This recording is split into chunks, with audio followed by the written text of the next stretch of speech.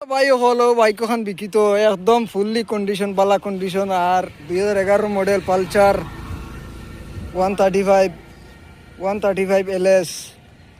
গাড়িটা একদম মজার গাড়ি সে তোমার 06 মডেল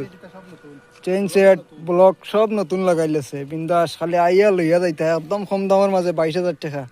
গাড়ির দাম মাত্র 22,000 টাকা ইলা কম দামে যেন গাড়ি এখন রোডে চলবো ইতা হওয়া বহুত বড় মুশকিল আছে